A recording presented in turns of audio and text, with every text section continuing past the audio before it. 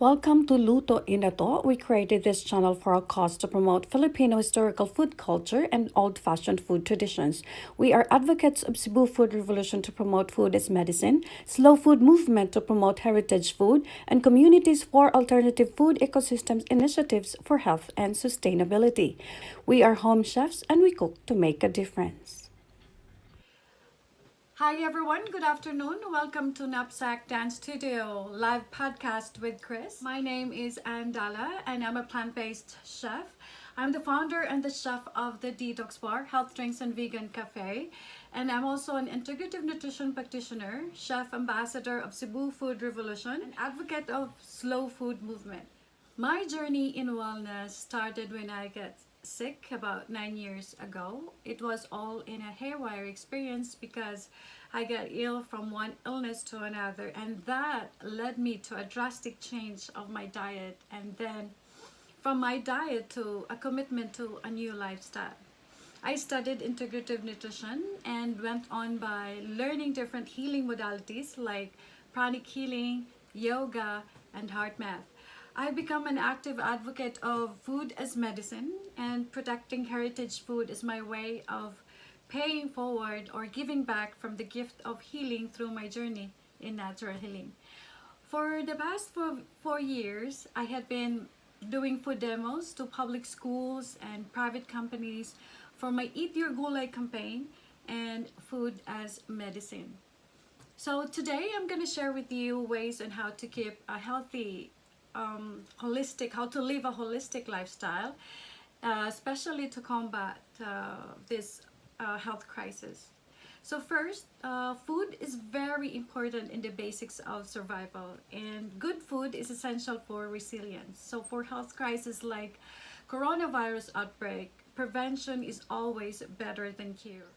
So today I'm going to show you how to cook with microgreens. We're going to do Filipino dishes with microgreens. Why microgreens? Microgreens are considered a powerhouse of nutrients, or this is considered superfoods. It's the best way or sustainable way to grow your own for urban gardening because it's not dependent on climate.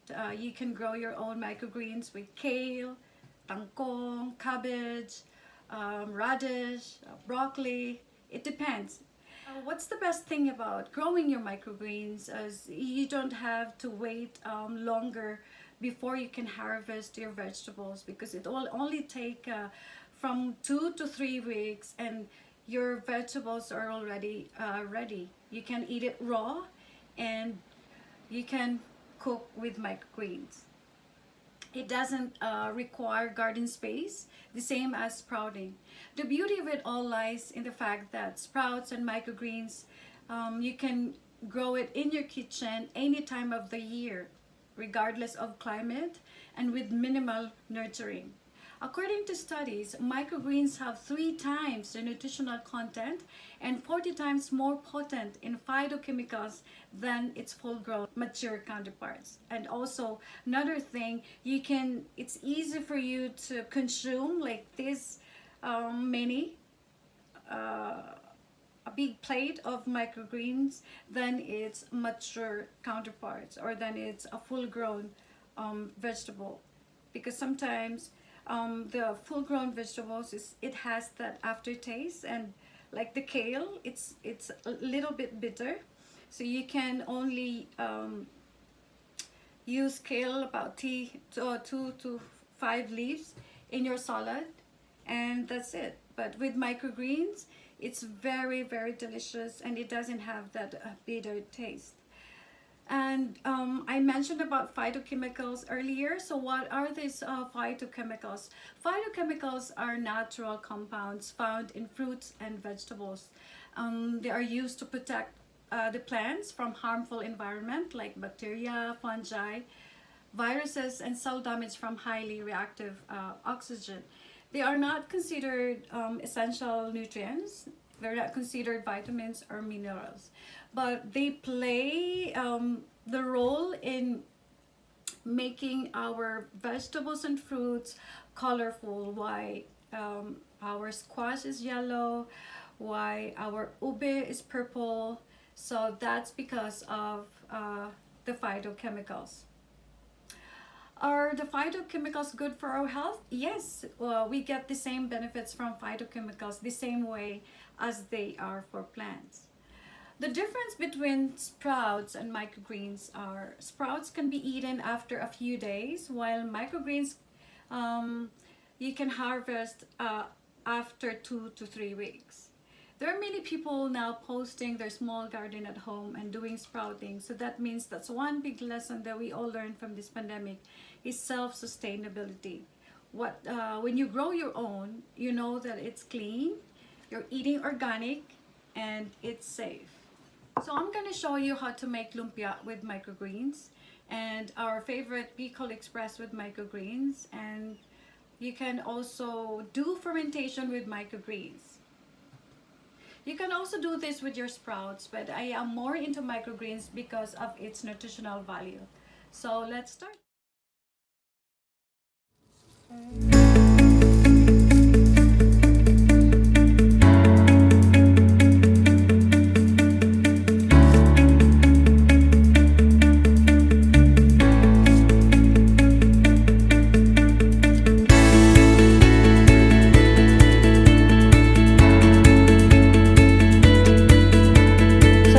Bamboo shoots, our microgreens, and seaweeds.